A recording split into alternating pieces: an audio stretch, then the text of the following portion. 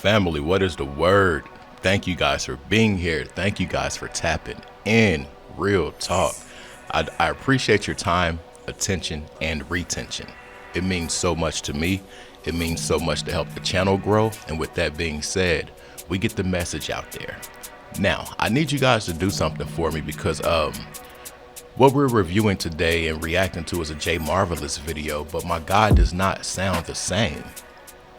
I'm not saying anything weird or no other stuff like that, but I don't know if he's under the weather or what, but it's that vibrance isn't there. Go to his last video.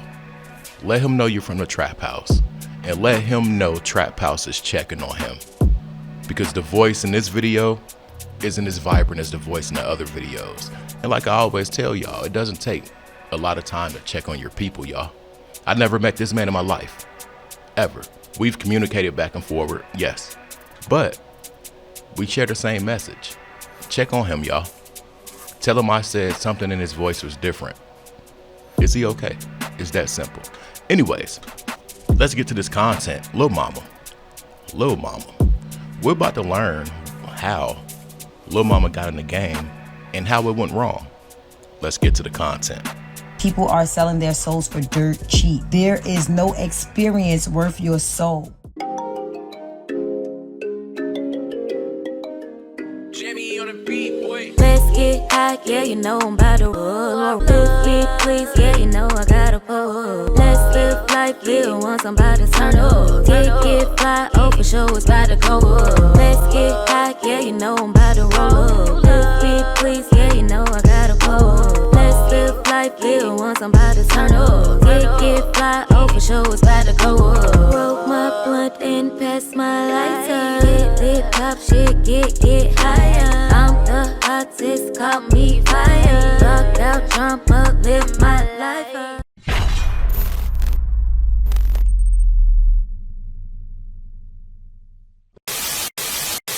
All right, so Lil Mama. We all know her hit song back in the day, but we all know also how she got up on stage, and after that moment, we didn't see much of her. I cannot imagine how that weighed on her thought process. I can't imagine how that affected her faith in the game and in people that look just like her. Was she out of line? Yes, I think so. But did the consequences match up to what she did? No, not at all. But when people hold this rapping camel, up to certain regards, I guess it hits different. Now, this industry thing, one thing you'll realize with the game is that a lot of people are connected. And what I mean by that is it's a lot of family ties in this industry. And in my opinion, I think that's how and why things go the way they go. They keep it close knit. The industry's not big as you guys think. Check this clip out and check out how Lil Mama got her rite of passage in the game. Lil Mama got her start by being the understudy of her mom's Tara Kirkland. Give it up for Tara Kirkland. Thank you.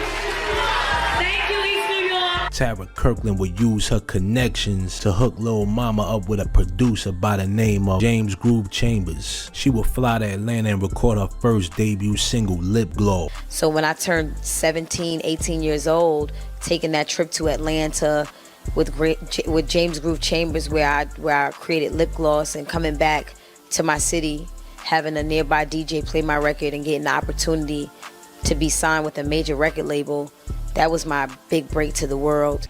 Now, she got her rite of passage through her mom.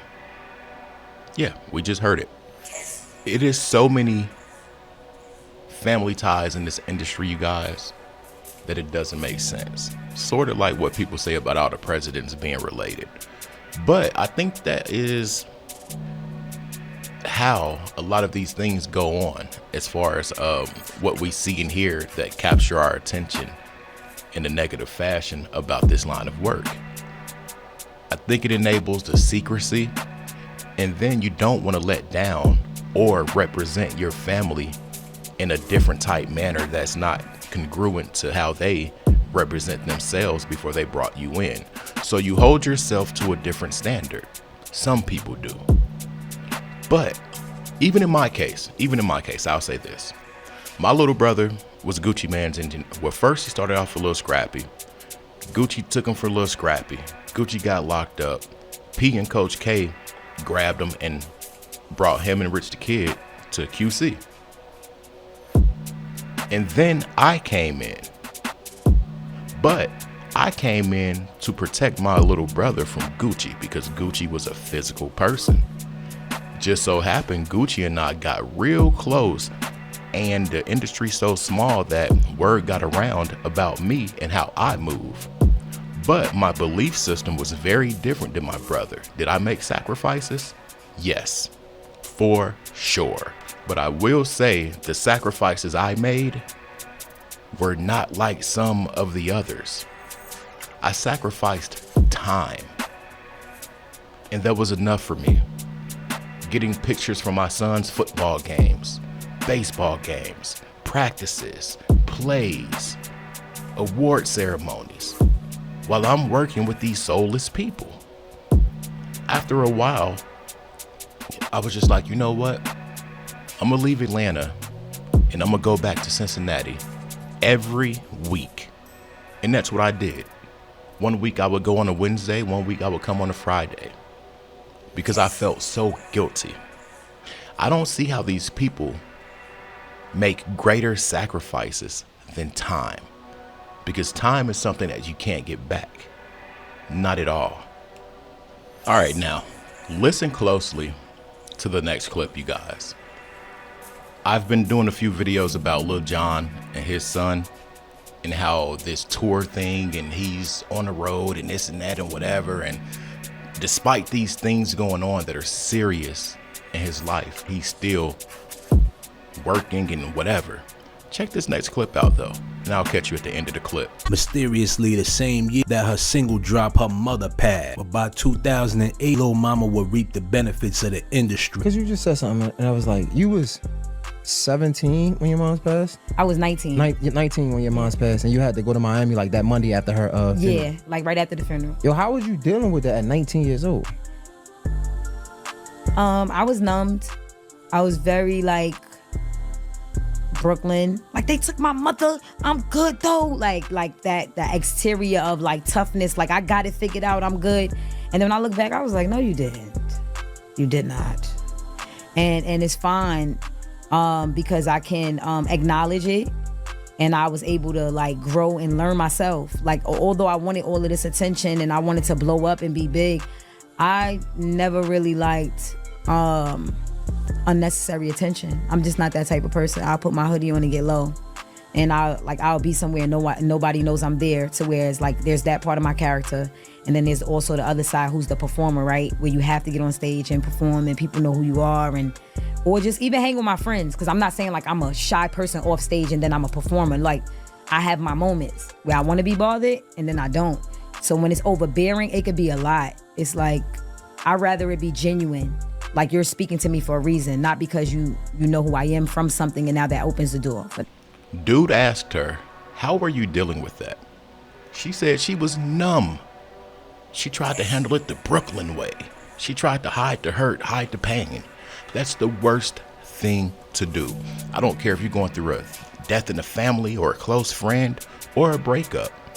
The worst thing you can do is try to indulge in wine and spirits, or just fight the feeling, period. But it reminds me of the Lil Jon scenario, because when she had a breakthrough hit, the same year she took a loss. It reminds me of Lil Jon because he's been pretty much irrelevant. Then a Kia commercial, a new family, then his son ran into a pond at 27 years old at 6 in the morning on February the 3rd or February the 6th or whatever. But Lil Jon kept working. He kept working. How do you do that? How soulless do you have to be? How bad do you have to want it? But I want to say this, y'all. We know what happened with Lil Mama on that stage. If things are how people say they are, and you got to give certain things to get certain things, imagine ruining your shot, but taking a big loss like your mom. Come on, man. And watching the whole industry turn their backs on you. I couldn't imagine the feeling. Now, this next clip, I've never seen it. Shout out to Jay Marvelous. I never knew about this. This was probably her biggest breaking of oath, especially with how things are now. Wow. Check out this clip, y'all. I think this was the final nail in her coffin. I really do. I think this really outweighed the Jay-Z stage thing. Check out what this lady said about this group of people, y'all, on national television.